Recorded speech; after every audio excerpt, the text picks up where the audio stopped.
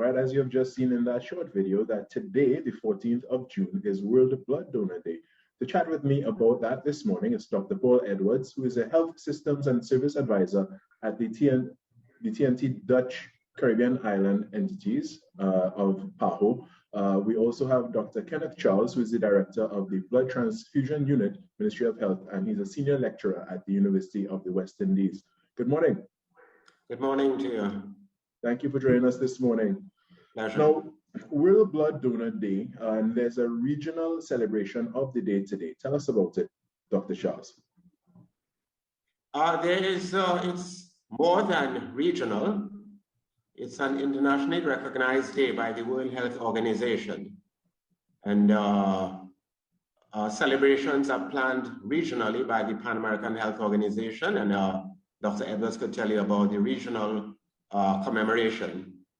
And specifically, we've arranged this symposium to introduce a national approach to meeting the requirements of World Blood Donor Day, which was really to promote voluntary, non-remunerated blood donation. Now, Dr. Edwards, the theme of this year is Give Blood and Keep the World Beating. What can you tell us about the symposium and the drive for which commemorates the day today, World Blood Donor Day? Thank you very much for the opportunity to be here, and good morning to Trinidad and Tobago. I want to share with you from your last statement that this is a global initiative that is celebrated every 14th of June with key goals as such. One is to highlight the awareness for safe blood and blood transfusion, etc. And also to be able to share critically the need, as Dr. Charles has said, for voluntary, unpaid blood distribution, donation, as well as a third factor, which is a call for action for governments and the national health authorities to ensure that they have all the resources available, they have an adequate system in place, and they have the infrastructure to respond to increased donations, especially as it relates to voluntary, unpaid donation. Very critical. So we go from the global, which we celebrated in Rome, Italy this year, and we come to a region, the region of the Americas, which will be celebrated in Bermuda as well as in Jamaica. And Dr. Charles is saying that this afternoon in Trinidad and Tobago, we're going to have a symposium highlighting the very importance of this day.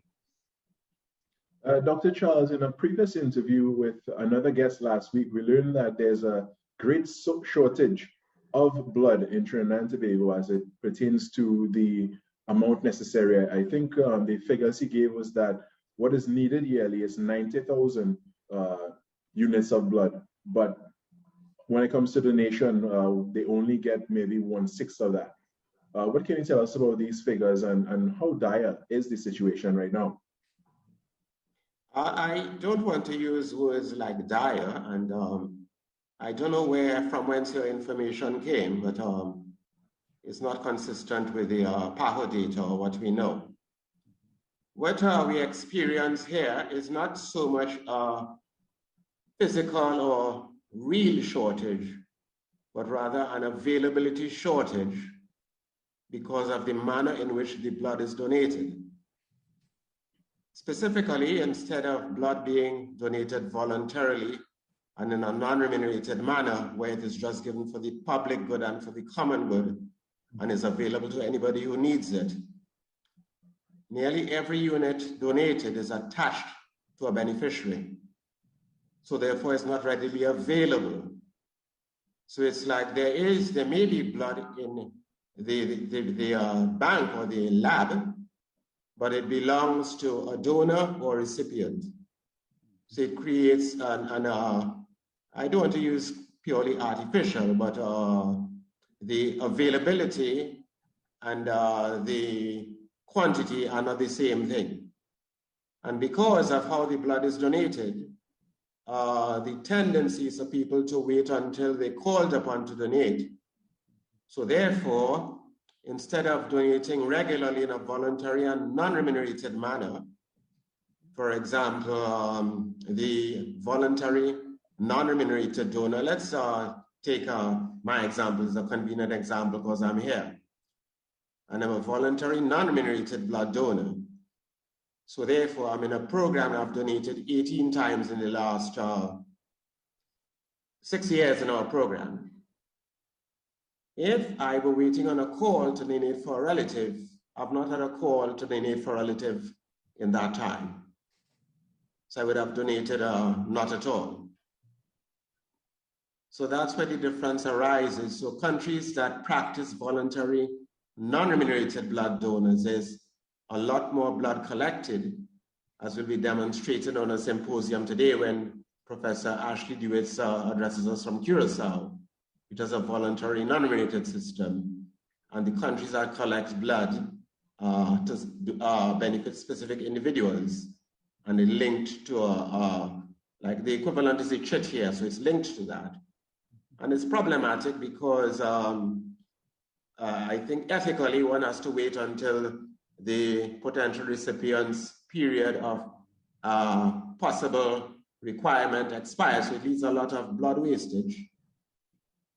And the equality of distribution is not as much within one's control as if the blood were just donated without any strings attached and for the common good. Yes. And we're going to describe a program that has done just that over the last 6 years. If I may add a little bit to that, while the call is for one to remove from what Dr. Charles mentioned, from a replacement donor to one of voluntary unpaid donorship, because research has shown that those who volunteer are those individuals who have less prevalence or less cases of infectious diseases where you'd have to test the blood for things like HIV, hepatitis B, hepatitis C, and syphilis, because those individuals have that altruistic tendency, that right to serve others, to be able to have what we call their social compass or their social responsibility. And therefore it comes from within them. They have better knowledge of what is the criteria for blood donation. And they have that sense of self-esteem and contribution towards humanity. And therefore they are better donors as compared to a replacement donor. Because sometimes when you talk about a replacement donor, it can be a family member, or in many other countries, I'm not saying in Trinidad and Tobago, there are individuals who you pay to donate that blood, especially in times of crisis for family members, when they do need those bloods. And therefore, oftentimes these individuals would have those infectious markers, and therefore it is a loss to the whole system, even utilizing resources many times that we don't have an abundance of. Right. And just to throw back to what you were saying earlier, Dr. Edwards, you briefly mentioned that the need for government and the government health body to step in and to make some changes. What changes would you suggest? Changes that are critical is we need to ensure that the National Blood Transfusion Services would have all the resources needed. And when I say resources, it's including the human resource who would have the skills and competencies to undertake an appropriate process to be able to ensure that the donor is safe by the questioning as such, and also contributing and undergoing tests. And also something very critical is the appropriate use of the blood to ensure that that blood that was given by a donor, and you realize blood only comes from a human being. There are animals as such, but there would not be compatibility. So our blood source is from a human being. It's a precious commodity, and therefore we need those volunteer blood donors, and we need to use the blood appropriately, critically, not to avoid wastage as such. So the system has to have the human resources, the financial resources, a system in place to be efficient and effective with all of the testing, and the appropriate infrastructure for the blood to be safe and the components to be safe, so that those recipients who do receive the blood, it will save lives, it will contribute to health, and it will improve the quality of their lives. When it comes to blood donation, how long does one unit of blood last in a lab or wherever it is kept? May I answer that? Yes, please. because it's at the root of one of the potential situations we need to address. And while I'm at it, I did not invite you, either of you young, fit men, to become voluntary, non-remunerated blood donors. I'll do so now. Yes. I would gladly do so. I just have to wait until July until I can donate again. All right. Okay, that's fine. Oh, and again, suggest you've done it before. Yes. That's right. Great. Okay, so we would like for you the next time to do it as a voluntary, non-remunerated donor. I wasn't paid. He's saying, Dr. Charles, it was of his free will. Yes. Compensation. So that is appreciated. I think most people do it of their free will, and that they're doing it for the good of somebody, and they're not asked to do so, they're not paid to do so. But the implications of it being directed to somebody or being held in the possession of the donor, it affects distribution, it affects availability, and it creates an avenue for all the kinds of illicit activities that were not intended by the donor. So it's very difficult. And what you're asking me ties very nicely into this, because your donation would have lasted 28 days. That's how long it lasts. And we need to understand that, because if one donates, and I think one should, and retains ownership for 6 months, it becomes ownership of a resource that is no longer there. Mm-hmm. So it creates some ethical problems that we'll prefer to avoid. And to answer your first question, which I appear not have, and you were too polite to point out, the national requirement, we believe, if blood is donated voluntarily and in a non-remunerated manner, allowing for its regulation and distribution on a basis of clinical need, is about 40,000 units. That is if it is freely and equally available to anyone in need. And it's so key that, it is made available to those in need, and that's why we need voluntary, non-remunerated blood donations, because again, it's for the good of all, and it's for the good of the general public. Now, on this day that we're celebrating, World Blood Donor Day, you mentioned the symposium that's happening here in Trinidad and Tobago later today. What more can you tell us about it, Doctor? Well, the symposium was arranged with the kind assistance of PAHO, and Dr. Edwards has played a big role in it, and as you can hear, he continues to. And it was born out of, the Ministry of Health is arranging it as well, so it's a partnership. And importantly, the University of the West Indies, and where we've started and developed a truly voluntary, non-remunerated blood donation program, which we'd like to introduce to the nation.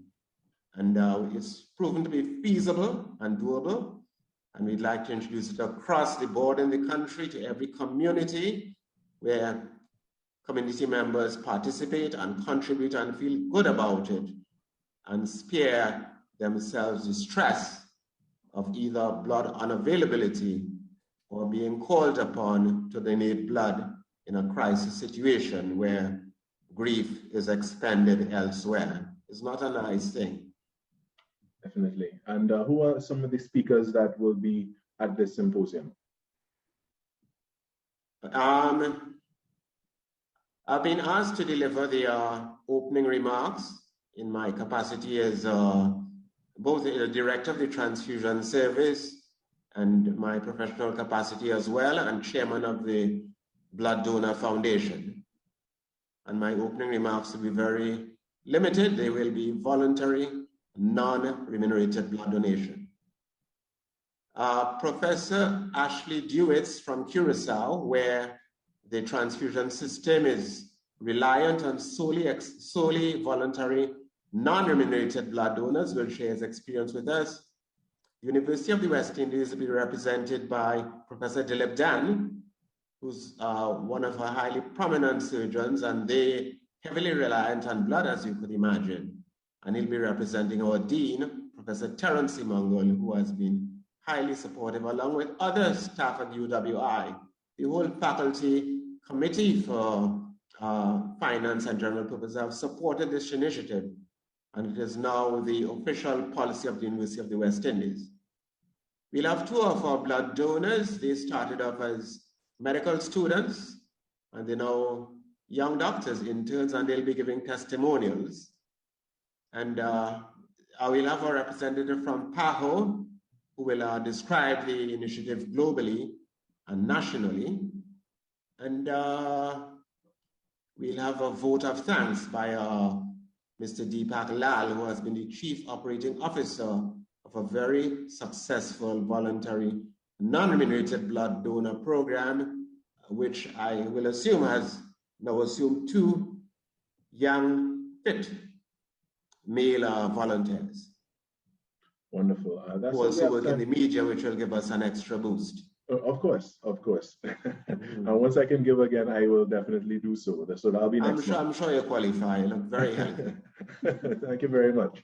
Well, doctors, I want to thank you so much for your time. Dr. Paul Edwards, Health Systems and Service Advisor of PAHO, the TNT and Dutch Caribbean entities. I want to thank you as well, Dr. Kenneth Charles, Director of the Blood Transfusion Unit, Ministry of Health, and Senior Lecturer at the University of the West Indies. Thank you for your time this morning, and happy World Blood Donor Day.